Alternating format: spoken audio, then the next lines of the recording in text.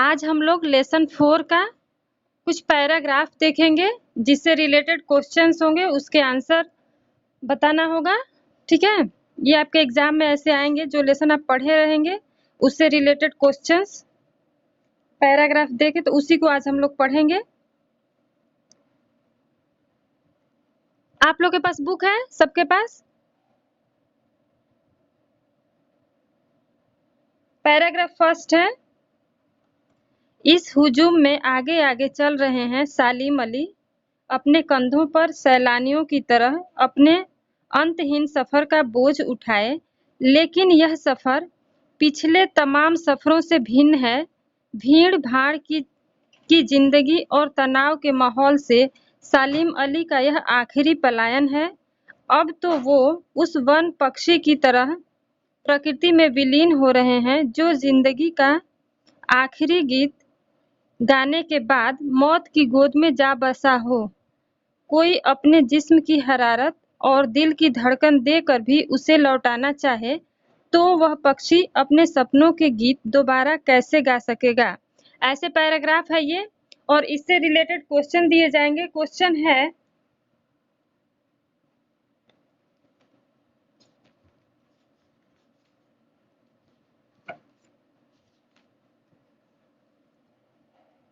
यह गद्यांश किस पाठ से लिया गया है? इसके लेखक कौन है?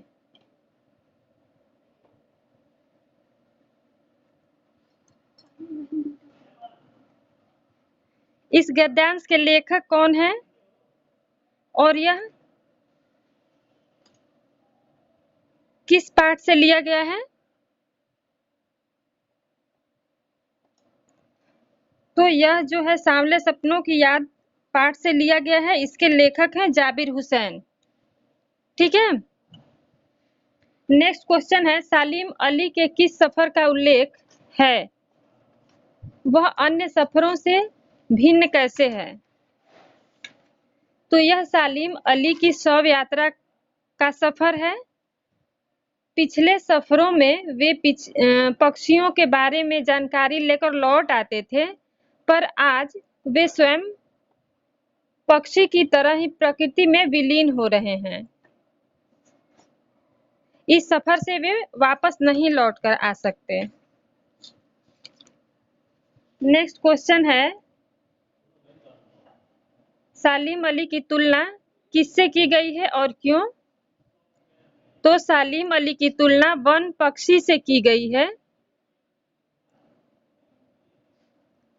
ऐसे वन पक्षी से जो जिंदगी का आखिरी गीत गाने के बाद मौत की गोद में जा बसा हो। नेक्स्ट पैराग्राफ है, एक और है,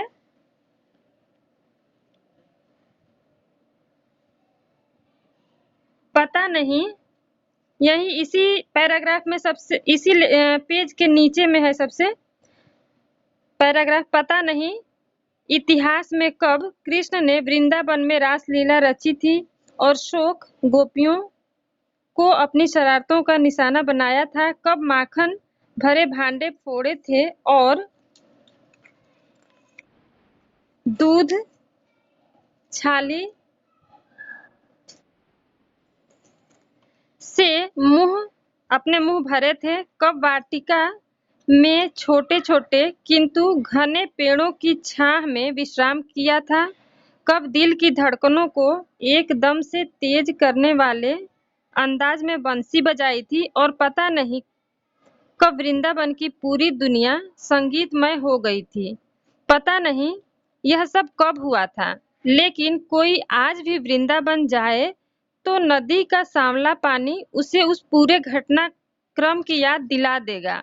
हर सुबह सूरज निकलने से पहले जब पतली गलियों से उत्साह भरी भीड़ नदी की ओर बढ़ती है तो लगता है जैसे उस भीड़ को चीरकर अचानक कोई सामने आएगा और बंसी की आवाज पर सब किसी के कदम थम जाएंगे। हर शाम सूरज ढलने से पहले जब वाटिका का माली सैलानियों को हिदायत देगा तो लगता है जैसे बस कुछ ही क्षणों में वे कहीं से आ टपकेगा और संगीत का जादू वाटिका के पूरे माहौल पर छा जाएगा। वृंदावन कभी कृष्ण की बांसुरी के जादू से खाली हुआ है क्या? ये पैराग्राफ है और इससे रिलेटेड क्वेश्चन है कि यह सब कब हुआ था? कथन क्या संकेत करता है? तो यह संकेत करता है कि वृंदावन में कृष्ण की लीलाएं, उनकी बांसुरी, माखन चोरी, उनका रास आदि के बारे में कोई निश्चित तौर पर नहीं कहा जा सकता। मतलब ये कब हुआ था उसका कोई निश्चित डेट नहीं है, लेकिन ये वृंदावन में हुआ था। कृष्ण की यादें आज भी वृंदावन में ताजा हैं। इस बात को लेखक ने कैसे स्पष्ट किया है? आज भी, तो इसका आंसर है आज भी यमुना का जल, पतली गलियों की भीड़, सूर्यास्त, बगीचे का सौंदर्य सब कुछ कृष्ण की याद दिलाते हैं। लगता है कृष्ण किसी भी समय आ टपकेंगे और सबको अपने गीत के जादू से सराबोर कर देंगे। जब हम मथुरा जाते हैं, मथुरा और ये वृंदावन जाते हैं, तो वहाँ पे हमें सब कुछ ऐसा लगता है कि मानो कभी भी कृष्ण वहाँ आ जाएंगे और वहाँ पे बांसुरी सुनाने लगेंगे। और वहाँ पे जाने के बाद हमको तरह तरह के हमारे मन में मतलब आता है ख्याल कि यहाँ पे वो जहाँ नदी है, यमुना नदी, वहाँ पे कदम का पेड़ है, तो वहाँ पे ये बांसुरी बजाए होंगे। ये सब दृश्य जो है हमारे मन में एकदम दिखाई देता है। तीसरा पैराग्राफ है एक और, पेज नंबर 44 पे है, लास्ट यहाँ से है। दूर क्षितिज तक फैली जमीन और झुके आसमान को छूने वाली उनकी नजरों में कुछ कुछ वैसा ही जादू था जो प्रकृति को अपने घेरे में बांध लेता है। सलीम अली उन लोगों में थे जो प्रकृति के प्रभाव में आने की बजाय प्रकृति को अपने प्रभाव में लाने के कायल होते हैं। उनके लिए प्रकृति में हर तरफ एक हंसती खेलती रहस्य भरी दुनिया पसरी थी। यह दुनिया उन्होंने मेहनत से अपने लिए गढ़ी थी। इसके गढ़ने में उनकी जीवन साथी तहमीना ने काफी मदद की थी। तहमीना स्कूल के दिनों में उनकी सहपाठी रही थी। तो इससे रिलेटेड कुछ क्वेश्चन है। ऐसे पैराग्राफ आपके लेसन से दे दिए जाएंगे, इससे रिलेटेड कुछ क्वेश्चन है, उसके आंसर बताने हैं।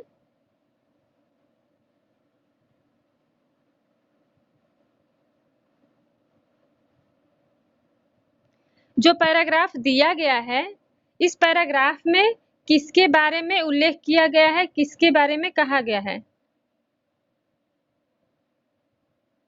तो इस पैराग्राफ में सलीम अली के बारे में बताया गया है। उनकी नजरों की क्या विशेषता थी? तो उनकी नजरों की यह विशेषता थी कि उनको जो प्रकृति है वो रहस्य भरी दिखाई पड़ती थी, हंसती खेलती दिखाई पड़ती थी।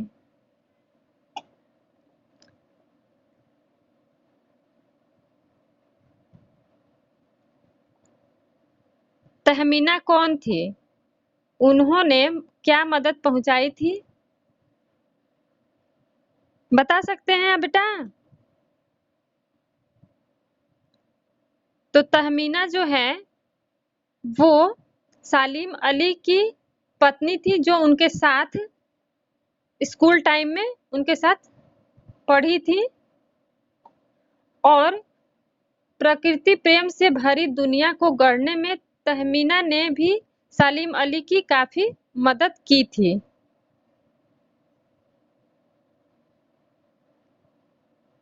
एक और पैराग्राफ है लास्ट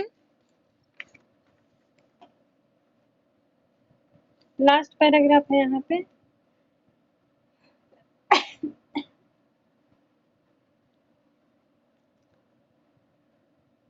लास्ट पैराग्राफ है लेसन का। सालिम अली प्रकृति की दुनिया में एक टापू बनने की बजाय अथाह सागर बनकर उभरे थे।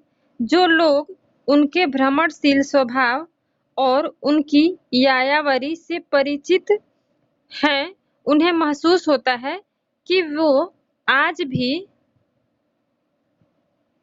पक्षियों के सुराग में ही निकले हैं और बस अभी गले में लंबी दूरबीन लटकाए अपने खोजपूर्ण नतीजों के साथ लौट आएंगे। जब तक वो नहीं लौटते, क्या उन्हें गया हुआ मान लिया जाए? मेरी आंखें नम हैं। सालिम अली, तुम लौट आओगे ना? पैराग्राफ है। इस पैराग्राफ से रिलेटेड क्वेश्चन है, सालिम अली कौन थे? तो सालिम अली विश्व प्रसिद्ध पक्षी प्रेमी थे। भाव स्पष्ट करना है। सालिम अली प्रकृति की दुनिया में एक टापू बनने के बजाय अथाह सागर बनकर उभरे थे। तो टापू की सीमा जो है वो बहुत छोटी होती है और सागर की जो सीमा होती है वो बहुत बड़ी होती है। तो जो सालिम अली हैं, प्रकृति के संसार में वे टापू नहीं सागर थे। उनकी थाह पाना कठिन था। ये इसका भाव स्पष्ट है।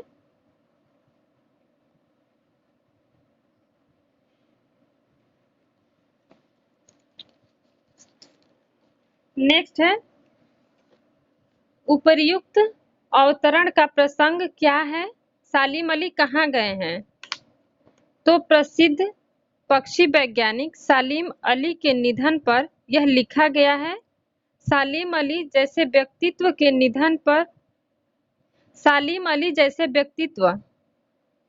निधन पर विश्वास करना कठिन है। लेखक को लगता है कि वे आज भी एक यात्रा पर गए हैं और जैसे सब टाइम वे पक्षियों की तलाश करके लौट आते थे, इस बार भी वो लौट आएंगे।